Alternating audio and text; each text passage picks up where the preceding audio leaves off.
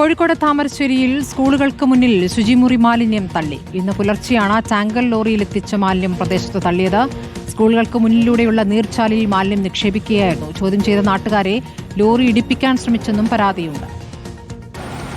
ഇന്നലെ രാത്രിയാണ് ഇവിടെ വേസ്റ്റ് തട്ടിയെന്നുള്ളൊരു വിവരം കിട്ടിയത്. അപ്പോൾ ഇതൊരു വലിയ പ്രശ്നമാണ്. അങ്ങാടിയുടെ ഒരു എൻഡിൽ കൊണ്ടുവന്ന് വേസ്റ്റ് അടിച്ച് അങ്ങാടി ഫുള്ളായിട്ട് ഏകദേശം മലിനമാകുന്ന രൂപത്തിലും, അതുമാത്രമല്ല ഇവിടെയുള്ള കുടിവെള്ള പദ്ധതികൾക്കൊക്കെ പോകുന്ന ഊർജാലാണ്. നേരത്തെ മാലിന്യ പ്രശ്നവുമായിട്ട് ബന്ധപ്പെട്ടുകൊണ്ട് ഒരു കുട്ടി മരണപ്പെട്ട ഒരു പ്രദേശം കൂടിയാണ്.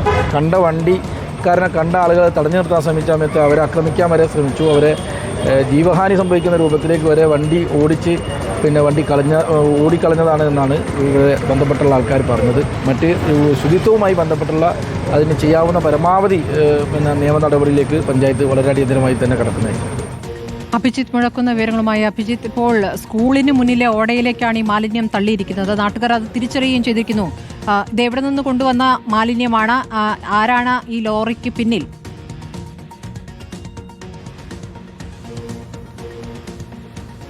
സ്മൃതി, ഒരു വിവരം ലഭിച്ചതിന്റെ അടിസ്ഥാനത്തിലാണ് നാട്ടുകാർ രാവിലെ ഈ കോരങ്ങാടേക്ക് എത്തിയത്. ആ സമയത്താണ് ഇങ്ങനെ ഒരു ദൃശ്യം കണ്ടത്. വലിയൊരു ടാങ്കർ ലോറിയിൽ ശുചിമുറി മാലിന്യം നിറച്ച് ഈ സ്കൂളുകൾക്ക് മുൻപിലുള്ള ഈ ഓടയിലേക്ക് കൊണ്ടുവന്ന് തള്ളുകയായിരുന്നു.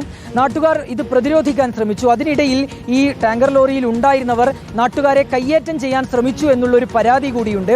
പ്രധാനപ്പെട്ട കാര്യം, സ്കൂളുകൾക്ക് മുന്നിലാണ്, കച്ചവട സ്ഥാപനങ്ങളുണ്ട്, വ്യാപാര സ്ഥാപനങ്ങളുണ്ട്, കുറേയധികം വീടുകളുണ്ട്, ജലസ്രോതസ്സുകളൊക്കെ കടന്നുപോകുന്ന ഒരു പ്രദേശം കൂടിയാണ്.